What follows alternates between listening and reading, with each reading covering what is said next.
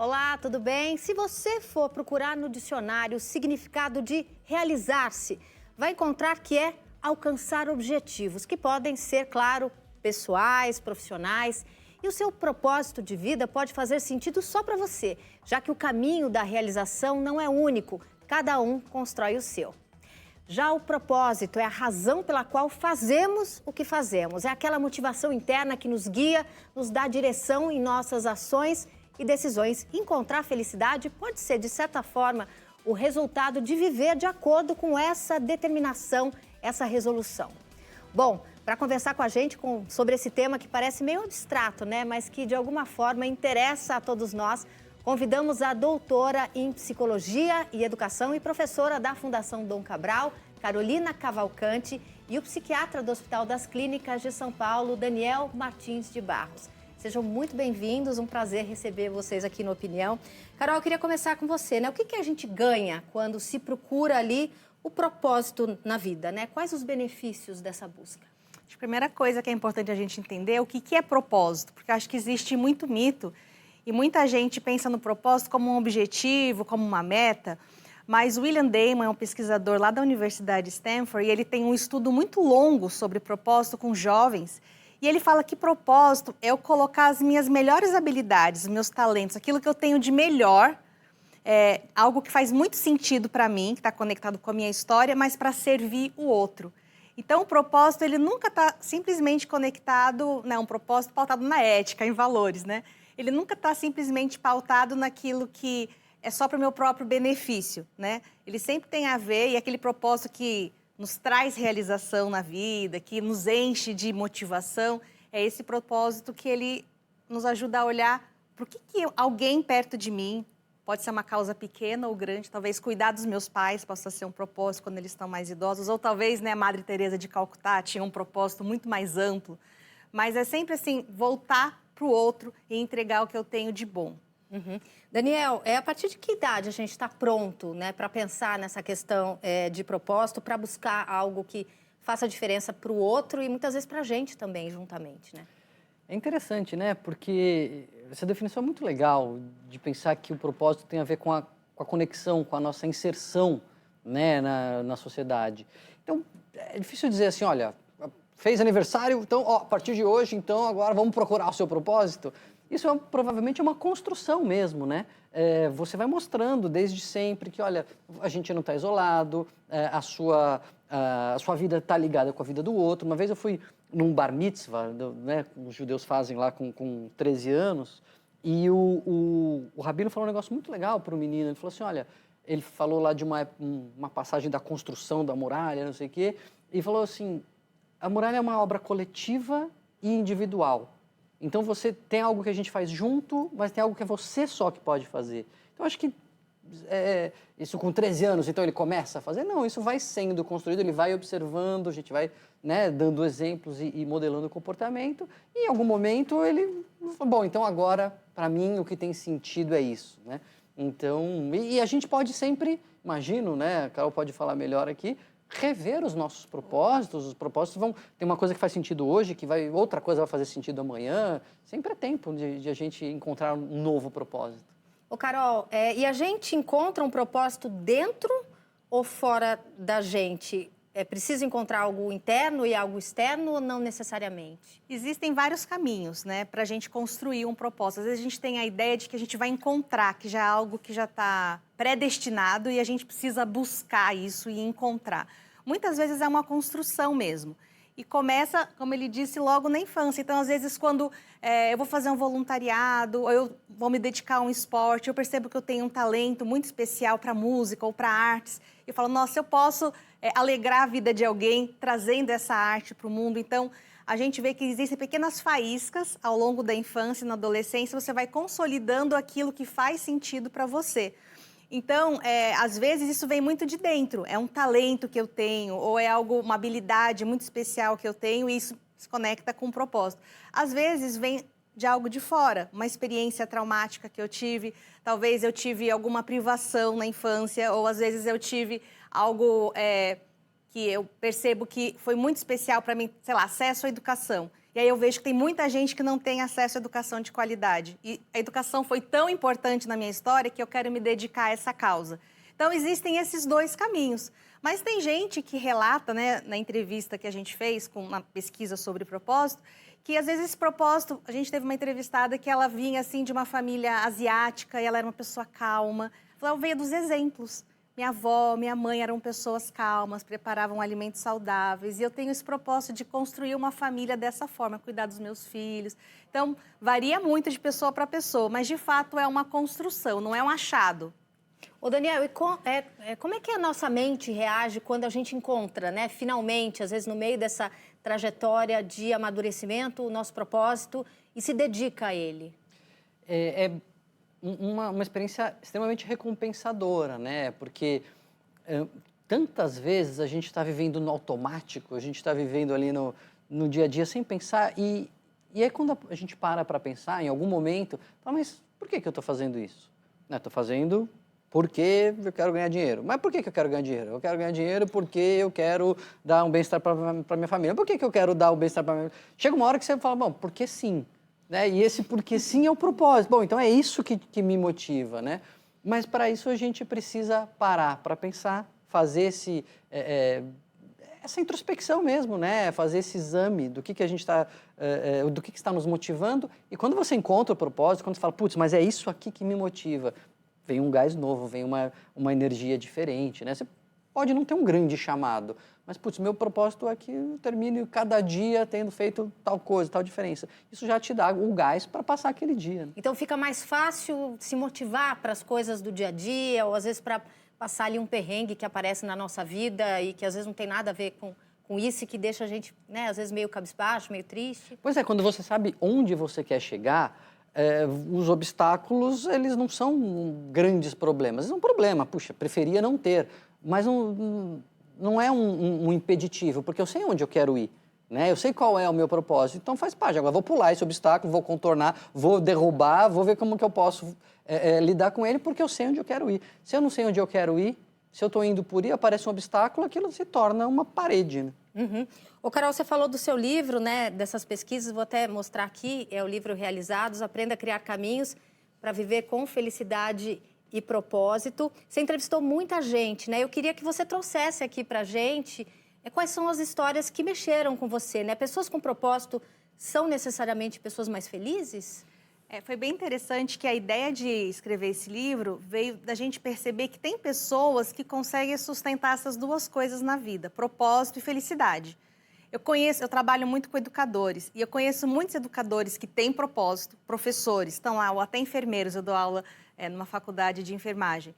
E eles têm propósito, estão ali no dia a dia lutando, mas estão só se doando. Então eles não têm muita felicidade na vida, é mais essa entrega por conta de uma causa. E a gente queria achar pessoas que tivessem essas duas coisas na vida para ouvir as histórias dela e entender qual foi o caminho que elas fizeram para conseguir sustentar essas duas coisas. E a gente percebeu que, lógico, essa palavra realização veio muito forte, então por isso que a gente deu esse título para o livro. Mas nas histórias a gente achou que a gente ia encontrar pessoas com vidas mais fáceis, vidas mais tranquilas, com menos desafios, e não foi o caso. A gente conseguiu entrevista, a gente mandou uma pesquisa para 60 pessoas, a gente achou 14 que a gente foi conversar com elas. E 14 que atendiam ali o que vocês esses imaginavam. Critérios, né? E eram 14 pessoas muito diferentes entre si. Então, tinha um jovem maranhense que veio conquistar a vida em São Paulo, trabalhou de motoboy, pintor, tudo que precisava, até uma executiva de muito sucesso. Então, pessoas de vários perfis, né? E a gente percebeu que todas elas viveram grandes desafios na vida. Então, a gente tem entrevistado que o pai foi para o presídio, a gente teve gente que lidou com problemas de saúde mental bem sérios, precisaram de medicamento, de acompanhamento. A gente acompanhou pessoas que passaram por luto, por perdas, por abuso físico, emocional. E aí a gente foi ouvindo essa jornada de construir essas duas coisas na vida. Aí a gente traz no livro algumas lições que a gente aprendeu. As 7 fontes de felicidade que essas pessoas colocam na vida delas para conseguir se nutrir e, depois de estarem nutridas, como elas conseguem devolver para o mundo a partir de um propósito e de sustentar essa causa e viver por essa causa que faz sentido para elas. Então, a gente percebeu diferentes tipos de propósito. Daniel, queria falar também do seu livro, pegando outro gancho, ó, Viver é Melhor Sem Ter Que Ser o Melhor. Porque às vezes a pessoa tem um propósito, tem um objetivo, mas ela joga o sarrafo lá no alto, né? E se ela não conseguir alcançar aquilo, ela talvez não encontre a felicidade que ela busca, né? Onde é que está isso quando a gente tem um propósito, né? A gente precisa sonhar longe, jogar lá em cima, ou a gente tem que ali botar o pé no chão e entender o que é a felicidade? É interessante, né, que eu até cito no livro, os gregos tinham um valor que era a mediocridade de ouro, né? E aí, quando a gente ouve isso hoje em dia, fala, puxa, mas mediocridade... Porque tem um peso muito grande essa palavra, mediocridade. É uma coisa inferior. Não é inferior, é só que está na média. A maioria das vezes a gente está na média, né? Então, por isso que a ideia é que você viver é melhor sem ter que ser o melhor. Eventualmente você pode ser, e é ótimo, e é gostoso, mas você não tem essa obrigação. Você tem a obrigação de se colocar... Obrigação não, né? Mas se você quiser ter uma vida com realização, com bem-estar, com conexão, você tem que se colocar, você tem que se implicar, você tem que se esforçar, dar o seu melhor. Mas isso não vai necessariamente fazer você ganhar uma medalha de ouro. Eu acho que o que traz a infelicidade é a gente achar que alegria, realização é só o primeiro lugar do pódio. É só a medalha de ouro que traz a felicidade. Não, o esforço, o empenho, a conexão... E não são, como a Carol falou, não são grandes propósitos. Às vezes a pessoa pode estar vendo a gente e falar, puxa, mas eu não tenho um grande propósito. Tá bom, mas o seu propósito é, sei lá, pôr comida na mesa, é ter um bom diálogo com seus filhos, é andar de mão dada com a sua esposa, você está conseguindo fazer isso? Então você está cumprindo um propósito. Né? E quando você coloca as coisas nesses termos, fica mais fácil ser feliz? Mas sem dúvida, né? A felicidade, a gente acha que é um lugar onde a gente chega, mas não é, né? A felicidade é o caminho que a gente trilha, né? É como a gente anda, e isso que pode trazer muito mais satisfação do que você chegar aqui ou lá, né? Porque você chega lá e fala, cheguei. E aí, né? Acabou. O caminho tem muito mais sentido. Uhum. Carol, é possível ser realizado o tempo todo? Essas pessoas que você entrevistou para o livro, o que você viu? Na pesquisa que eu fiz com a Carol Shinoda, a gente percebeu que, de fato, sustentar uma vida de felicidade, propósito ali, aquele equilíbrio o tempo todo, isso é insustentável e isso é irreal. E a gente vê muito esse discurso da positividade tóxica, se você quiser, você consegue, ou você tem que ser feliz, né? Na rede social a pessoa vai só mostrar a parte boa da vida e aí fala, pô, a pessoa tem uma vida bem melhor que a minha, né? Então, fica aquela coisa massacrante. Então, assim, muitas vezes, para a gente viver um propósito, a gente paga um preço alto. E muitos dos nossos entrevistados falaram isso. Eu sabia que para eu conseguir chegar nesse lugar, eu ia precisar passar por um curso difícil, eu ia precisar me dedicar, eu ia precisar mudar de carreira, sair de uma gaiola de ouro, de estar num trabalho que não fazia o mínimo sentido para mim, me preparar para fazer uma transição, ter menos grana, enfim, mudar de cidade. Mas isso era feito combinado com o propósito. Então, você paga o preço, você sabe que é difícil, mas você está disposto porque você tem clareza de que aquilo faz sentido para você. Então, muitas vezes, você não pode julgar a escolha do outro e se o outro está realizado ou não. Porque, às vezes, o que realiza uma pessoa não vai te realizar. E nem sempre a sensação de bem-estar, de alegria, de prazer vai perdurar nessa jornada. Então, essa sensação de saber que a vida tem mesmo altos e baixos, momentos de conforto e desconforto, e lidar com isso, mas tendo um sentido, uma direção, isso faz a diferença. Então, a realização não é um sentimento, é um estado de você entender sentido no que você faz, mesmo quando é difícil. Uhum. Bom, depois do intervalo, a gente fala muito, né, da vida com propósito, mas como encontrar um propósito? A gente vai conversar com uma mulher preta, profissional de beleza, que sempre lutou para que a filha tivesse orgulho dos próprios cabelos. E ela transformou esse desejo, primeiro em profissão, depois em propósito de vida. A gente volta já.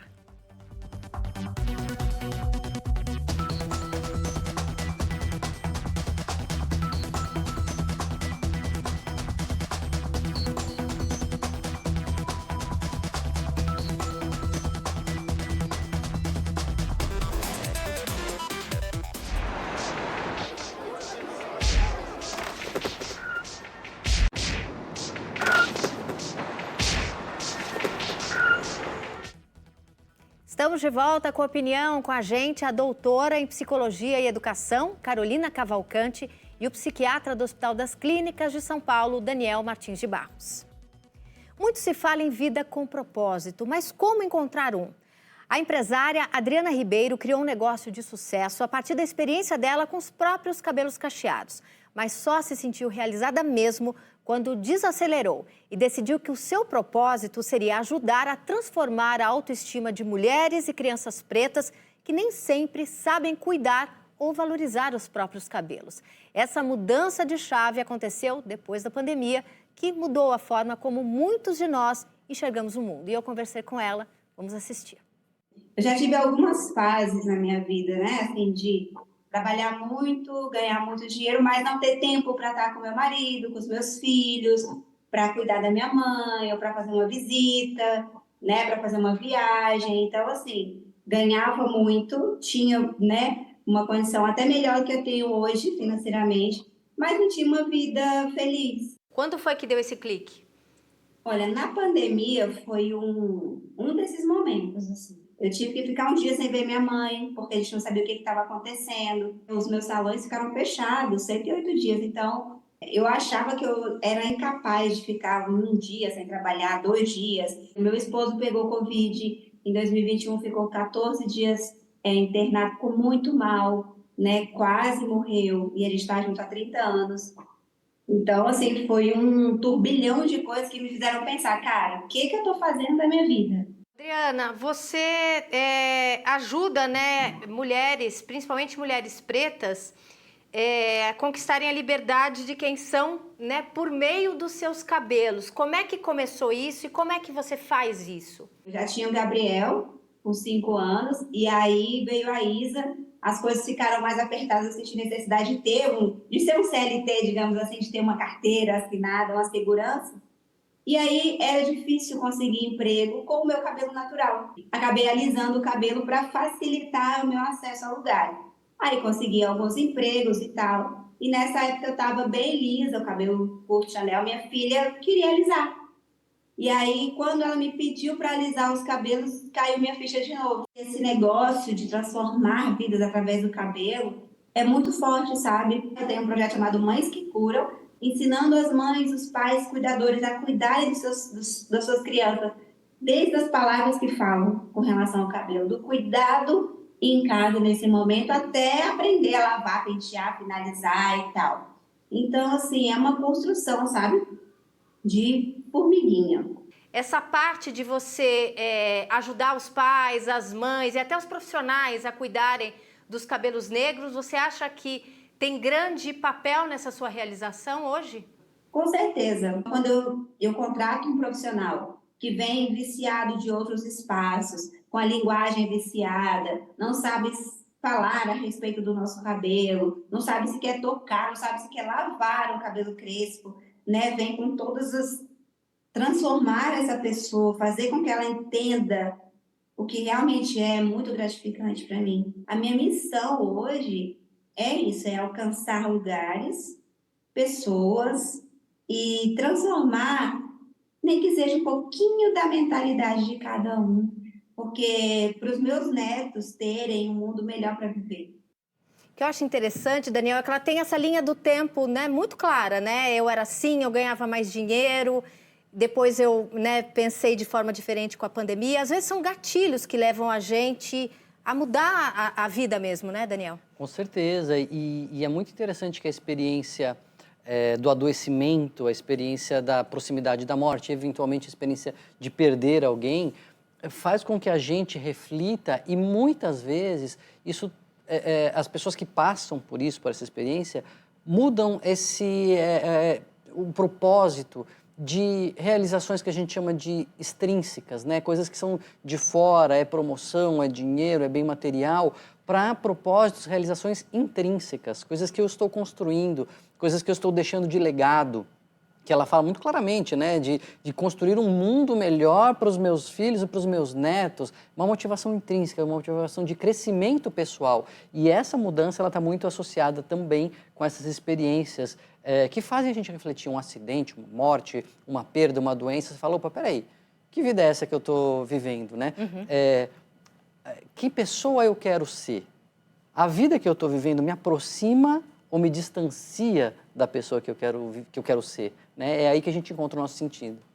Carol, essa questão do dinheiro, né? Ela começa falando, eu ganhava mais, mas eu não tinha tempo para viajar, para ficar com meu marido. Isso apareceu na pesquisa, as pessoas... porque muitas vezes a gente sonha com esse conforto financeiro, né? Você viu isso nos depoimentos que você escolheram? Vi bastante. A gente tinha pessoas de diferentes classes, níveis socioeconômicos, enfim, lá na pesquisa, e a gente via que tinham pessoas que precisavam sobreviver, que no começo não conseguiam nem pensar em um propósito, porque precisava pensar na comida do dia seguinte, né? E um mito muito grande é que propósito é algo só para as pessoas que têm dinheiro, que quem é pobre não pode ter propósito na vida. E a gente percebeu que isso não é verdade. É lógico que existem desafios maiores por alguém que não tem o básico para sobreviver. Mas nasce no coração dessas pessoas, quando elas vão achando esses caminhos de prosperar, né, de alguma forma, nascem caminhos para elas poderem ajudar outras pessoas. Então, dinheiro, lógico, a gente precisa sobreviver, a gente precisa pagar os boletos, né? É importante, mas a gente percebeu que para muitas dessas pessoas, o dinheiro era um meio para que o propósito fosse realizado. Então, ele era visto a partir de uma lente muito de meio, não de fim, sabe? É um recurso para eu conseguir chegar lá. Eu não quero chegar lá só para ter dinheiro. Né? Então, eu consigo dinheiro para colocar o meu projeto de pé, para ajudar as pessoas a viverem melhor, e não simplesmente porque eu quero ter mais para mim. Daniel, o que você vê em consultório? Pessoas buscando o propósito? A gente teve esse corte que foi da pandemia que fez com que a gente pensasse, né, na nossa vida, o que a gente está fazendo da nossa vida. O que você vê em consultório? Varia muito, né, Rita? Porque todo mundo se beneficia de parar e olhar para dentro e pensar nisso, né? Qual é a vida que eu quero ter, o que eu quero construir. Mas a gente não é muito estimulado para isso, né? Na correria do dia a dia, em fazer as atividades e corre aqui, corre ali, dorme, acorda de novo. Então, como se fosse algo menor? Não é nem que eu não dou valor, é que eu nem penso sobre isso porque eu tenho que acordar, porque eu tenho que mandar as crianças para a escola, porque eu tenho que trabalhar, porque eu tenho que dormir, porque amanhã começa de novo, né? Quando, na verdade, se a gente segue, né, nessa toada, aí sim que a gente não encontra um propósito e não encontra sentido, e aí a vida vai esvaziando, e aí as pessoas vão perdendo um pouco o gosto. Se a gente faz esse exercício de desacelerar, de se conectar com a gente mesmo, encontrar o propósito, isso pode ser feito, às vezes, no ônibus a caminho do serviço. Isso é uma postura, não é um momento que você precisa tirar um ano sabático para encontrar isso, sabe? Aí você pode encontrar um sentido, você pode encontrar um propósito, e a vida certamente vai ter mais sentido, né? Porque as coisas que você vai fazer sabendo por que está fazendo. Carol, você disse que no livro vocês apontaram ali caminhos baseadas, né, no que vocês viram nas entrevistas, né? Estamos no final de ano, está todo mundo pensando no ano que vai chegar, né? O que você pode sugerir para essas pessoas que, a partir da nossa conversa, começam ali a pensar, caramba, qual é o meu propósito? Olha, a gente traz, assim, 10 lições sobre vida com propósito, mas eu queria trazer 3 bem rapidamente. Primeira, o propósito vai nascer da sua história e do seu autoconhecimento. Então, saber quem você é, quais são os seus talentos, o que é importante para você é muito especial. Então, se você puder dedicar tempo para esse autoconhecimento no próximo ano, eu acho que é algo fundamental. Segundo, o propósito ele está muito embasado na empatia. Então, de enxergar o que as pessoas ao meu redor precisam, o que eu posso entregar para elas. E terceiro, que é uma coisa que surgiu muito forte na fala das pessoas que a gente entrevistou, a gente perguntava assim, o que precisa ter acontecido na sua vida para você saber que deixou um legado? Elas pensavam assim e falavam, mais nada. Nossa, como assim mais nada? E isso era uma resposta de uma jovem de 22 e de uma pessoa de 70. Não, eu sei que eu estou vivendo a minha vida do jeito que ela tem que ser vivida. Então, eu estou tranquilo. Porque se eu partir hoje, eu já deixei uma construção para o outro. Isso é muito forte. Isso é muito forte. Então, eu acho que quando a gente consegue ter essas coisas na vida, né? Vão ter ciclos, vão ter fases que talvez eu estou mais feliz, fases que talvez eu estou um pouco mais triste, porque eu estou ali trabalhando muito pelo meu propósito. Eu sei que eu estou construindo esse legado. E isso me traz mais saúde, mais bem-estar, mais longevidade. Tem muitas pesquisas que falam que viver com propósito traz vários benefícios para o nosso bem-estar psicológico, para vários fatores da nossa vida. Então, acho que é um investimento, é uma busca, é uma construção que faz muito sentido para a gente. E você, Daniel? Dicas para quem está olhando para o ano que vem, querendo ser melhor? Eu acho que tem tudo a ver com isso, né? Com parar e olhar para a sua própria vida e pensar no que é importante para você. É uma coisa que eu até coloco no livro, assim, a gente, quando pensa em valores, o que são os valores e tal? O que é valor? Valor é o que importa para mim. E um monte de coisa importa.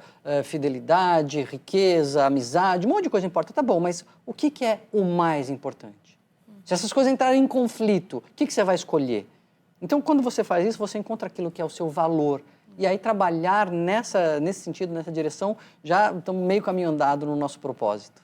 Bom, eu queria agradecer a presença da doutora em Psicologia e Educação e professora da Fundação Dom Cabral, Carolina Cavalcante, e o psiquiatra do Hospital das Clínicas de São Paulo, Daniel Martins de Barros. Muito obrigada por estarem aqui hoje com a gente. Bom, e um agradecimento especial a você, do outro lado da tela, por participar com a gente dessa conversa. Se quiser rever os programas, vá ao YouTube Jornalismo TV Cultura ou baixe o aplicativo Cultura Play. Obrigada pela companhia. Até semana que vem. Tchau.